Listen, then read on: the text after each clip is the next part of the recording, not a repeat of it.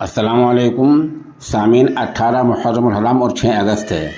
خبر کا عنوان ہے پانی پت میں اقلیتی سماج پر پھر حملہ، جھونپڑیوں میں توڑ پھوڑ، دکانوں میں توڑ پھوڑ، عورتوں کو بری طرح مارا پیٹا گیا۔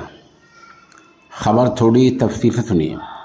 پانی پت میں سماج دشمن عناصر نے ایک بار پھر ماحول خراب کرنے کی کوشش کی ہے۔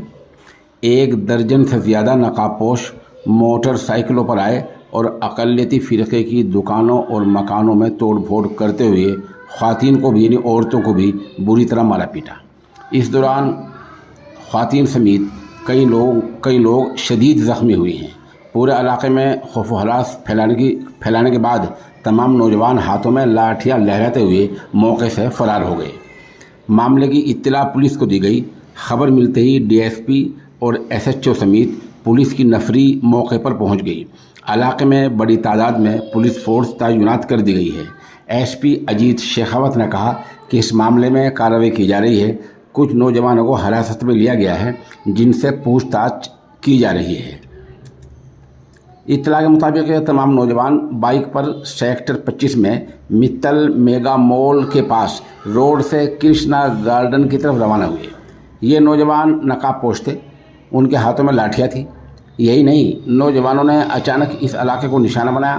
وہاں داخل ہوتے ہی دکانوں اور جھونپڑیوں کو نشانہ بنایا۔ یہ نوجوان مذہبی نعرے بھی لگا رہے تھے۔ لگ بھگ 10 منٹ تک نوجوانوں نے کافی ہنگامہ کیا اور پھر وہاں سے بھاگ گئے۔ شرارت کے بعد نوجوان موقع سے بھاگنے لگا تو ایک بائک کی نمبر پلیٹ بھی وہیں گر گئی۔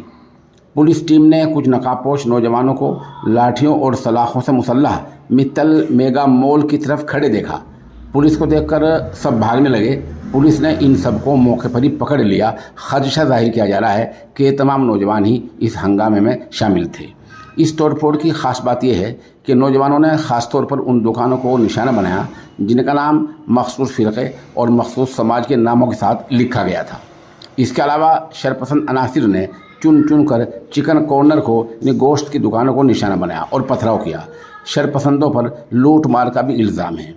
آپ کو پتہ ہی ہے کہ پانی پت میں ابھی 2-4 دن پہلے بھی دھمیجا جو کالونی ہے وہاں بھی اقلیتی فرقے کو نشانہ بنایا گیا تھا۔ بہرحال کچھ لوگوں کو حراست میں لیا گیا ہے اور پولیس معاملے کی پوچھ تاچھ کر رہی ہے۔ آپ ہمارے ساتھ بنے رہیں، جیسا خبر اپڈیٹ ہوگی ہم آپ کو بتاتے رہیں گے۔